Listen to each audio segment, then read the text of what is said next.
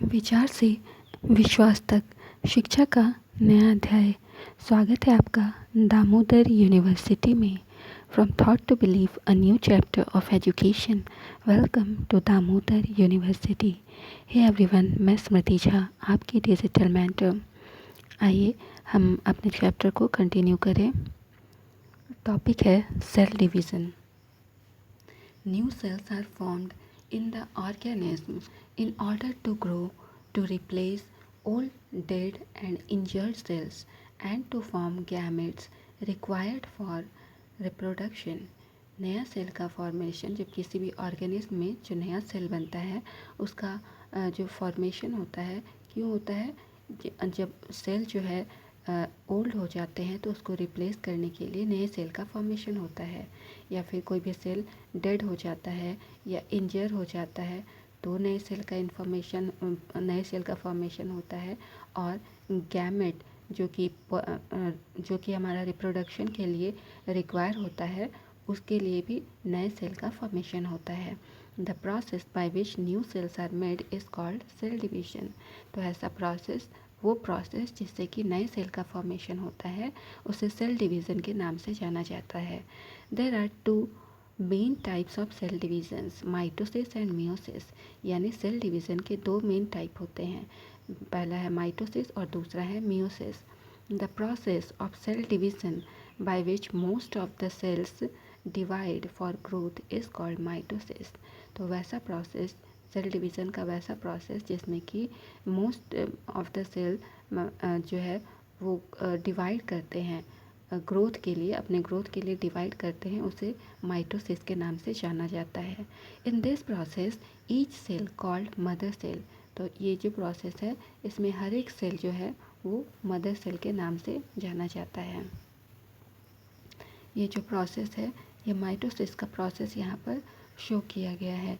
यहाँ पर ये जो है, ये क्रोमोसोम्स हैं, दोनों क्रोमोसोम्स हैं। उसके बाद में ये सब डिवाइड हो रहे हैं। जब डिवाइड हुए तो इस तरह से जब डिवीज़न के बाद में दो सेल्स का फॉर्मेशन हुआ, ये दोनों सेल्स क्या कहलाए हैं? हमारा डॉटर सेल्स कहलाए हैं। तो ये जो प्रोसेस है, ये माइटोसिस का प्रोसेस है। ये मदर सेल कहलाया और ये दो नए सेल का फॉर्मेशन हुआ, और ये जो दोनों नए सेल हैं वो डॉटर सेल कहलाए। Divide two form two identical daughter cells. तो यहाँ पर जब एक मदर सेल होता है, मदर सेल डिवाइड करता है, तो यहाँ पर दो डॉटर सेल का यहाँ पर फॉर्मेशन हुआ है। The daughter cells have the same number of chromosomes as mother cell. तो मदर सेल में जितने क्रोमोसोम्स होते हैं, डॉटर सेल में भी उतने ही क्रोमोसोम हैं। कितने क्रोमोसोम हैं यहाँ पर? इतने ही क्रोमोसोम डॉटर सेल में भी प्रेजेंट होते हैं। It helps the in growth and repair of tissue in organism. तो इसका काम है कि ग्रोथ करना और टिश्यू के ग्रोथ और रिपेयर में जो भी होता है उसका हेल्प करना। जो भी ऑर्गेनिज्म है उसके टिश्यूज़ के ग्रोथ और रिपेयर में हेल्प करना। Specific sales of reproductive organs or tissues in animals and plants divide to form gametes, which after fertilization gives rise to offspring.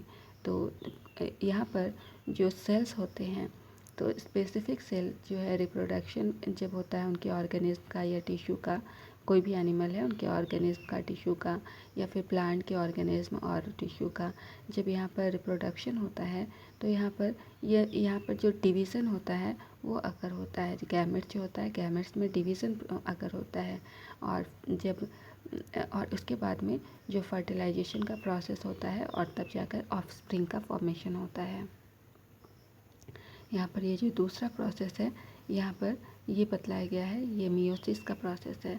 ये मियोसिस के प्रोसेस में ये मदर सेल है, मदर सेल का division यहाँ पर दिखाया गया है। जब मदर सेल जो डिवाइड कर रहा है, तो यहाँ पर मियोसिस पार्ट 1 में दिख रहा है, और मियोसिस फेज़ 1 है, और ये मियोसिस फेज़ 1 का दिख रहा है, जहाँ पर दो डॉटर सेल का फॉर्मेशन हुआ है।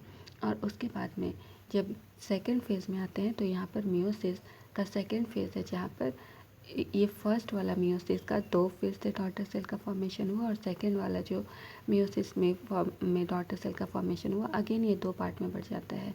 तो ये जो फाइनली दिख रहा है मियोसिस प्रोसेस में, इसमें 4 डॉटर सेल्स का फॉर्मेशन होता है। They divide a different process called meiosis which involves two consecutive divisions. तो meiosis process में दो consecutive divisions होते हैं और उसके बाद जाकर के हमारे पास में 4 डॉटर सेल का फॉर्मेशन हो रहा है. When a cell divides by meiosis it produces 4 new cells instead of just 2. तो यहाँ पर जब meiosis प्रोसेस के थ्रू डिवीज़न होता है तो 2 की जगह 4 न्यू सेल्स का फॉर्मेशन होता है, 4 न्यू डॉटर सेल्स का फॉर्मेशन होता है.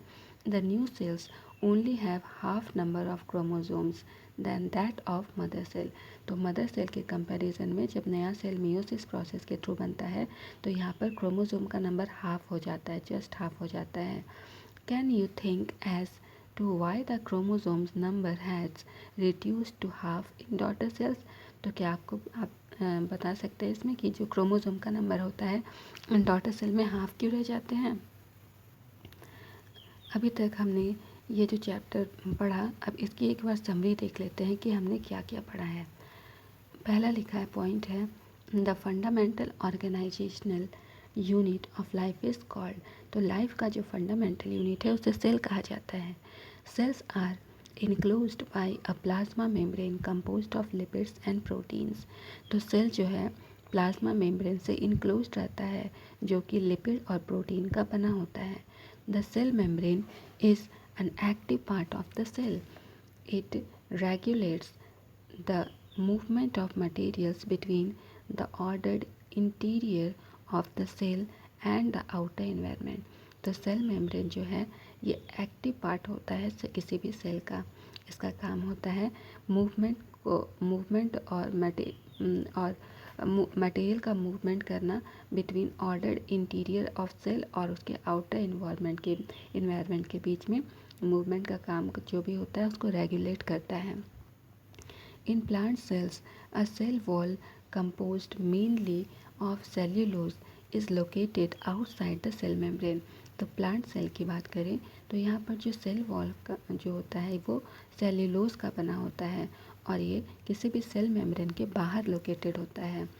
The presence of the cell wall enables the cell of plants, fungi and bacteria to exist in hypotonic media without bursting. तो यहाँ पर जो सेल वॉल प्रेजेंट होता है इस वजह से जो प्लांट के सेल हो गए, फंगाई या बैक्टीरिया के सेल्स हो गए, इस वजह से यहाँ पर जो हाइपोटोनिक मीडिया में जो है ये प्रेजेंट होते हैं जिस वजह से ये बिना बर्स्ट किए इजीली सरवाइव कर सकते हैं. The nucleus in eukaryotes is separated from cytoplasm by double-layered membrane and it directs the life process of the cell. तो जो न्यूक्लियस प्रेजेंट होता है यूकैरियोटिक सेल में ये जो सेपरेट होता है साइटोप्लाज्म से किस तरह से सेपरेट होता है, डबल लेयर्ड मेम्ब्रेन के थ्रू सेपरेट होता है और इस वजह से सेल का जो है लाइफ प्रोसेस डायरेक्ट होता है. The endoplasmic functions both as a pathway for intracellular transport and as a manufacturing surface.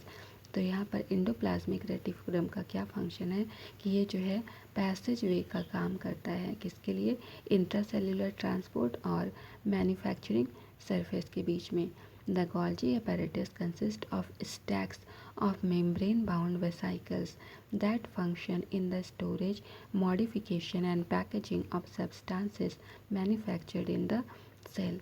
तो Golgi apparatus में जो है ये जो है मेम्ब्रेन बाउंड वेसाइकल्स के स्टैक्स के फॉर्म में प्रेजेंट होते हैं जिसका फंक्शन होता है स्टोरेज का, मॉडिफिकेशन का और किसी भी सब्सटेंस के मैन्युफैक्चरिंग का. सेल के जो भी सब्सटेंसेस होते हैं उसके मैन्युफैक्चरिंग के बाद जो प्रोसेसिंग होती है, पैकेजिंग होती है, उसका काम करता है. Most plant cells have large membranes organelles called plastids which are of two types, chromoplast and leucoplast. तो मोस्टली जो प्लांट सेल्स होते हैं उसके पास में लार्ज मेम्ब्रेनस ऑर्गेनल्स होते हैं जिसे प्लास्टिड्स कहते हैं जो कि दो टाइप के होते हैं, क्रोमोप्लास्ट और leucoplast.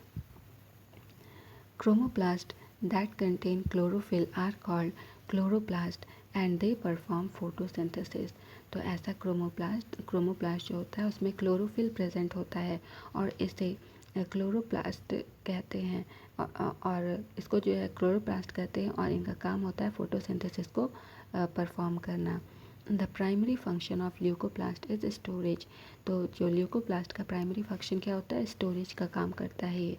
Most mature plant cells have a large central vacuole that helps to maintain the turgidity of the cell and stores important substances including waste। तो मोस्ट जो मैच्योर प्लांट सेल्स होते हैं उनमें large central vacuole पाया जाता है जिसका काम होता है टर्जिडिटी, किसी भी सेल के टर्जिडिटी को मेंटेन रखना। और इसका और दूसरा काम क्या होता है, जो भी सब्सटेंसेस हुए उनका इंपोर्ट करना होता है, जो भी वेस्ट मटेरियल्स भी साथ में होते हैं उसको भी इंपोर्ट करने का काम ये करता है। Prokaryotic cells have no membrane-bound organelles. Their chromosomes are composed of only nucleic acid, and they have only very small ribosome as organelles। तो प्रोकैरियोटिक सेल्स में कोई भी मेम्ब्रेन बाउंड ऑर्गेनल प्रेजेंट नहीं होता है। उनके जो क्रोमोसोम्स होते हैं वो सिर्फ न्यूक्लिक एसिड के बने होते हैं और उनमें बहुत ही स्मॉल राइबोसोम्स ऑर्गेनल्स के फॉर्म में प्रेजेंट होते हैं। Cell in organism divide for growth of body, for replacing dead cells and for forming gametes और रिप्रोडक्शन। जो सेल ऑर्गेनिज्म में जो सेल होते हैं वो डिवाइड क्यों करते हैं, किसी भी बॉडी के ग्रोथ के लिए वो डिवाइड करते हैं और जो भी डेड सेल्स होते हैं और जो गैमेट्स के रिप्रोडक्शन के दौरान जो डेड सेल्स फॉर्म हो जाते हैं उनको रिप्लेस करने के लिए इनका फॉर्मेशन होता है। तो ये थी हमारी आज की क्लास। यदि कोई भी डाउट हो तो आप हमारे DU के कमेंट सेक्शन में अपना सवाल ज़रूर पूछें। मैं हर एक लर्नर को रिप्लाई देने की कोशिश करूँगी। Okay then, keep learning, keep growing only at DU। See you soon, bye bye.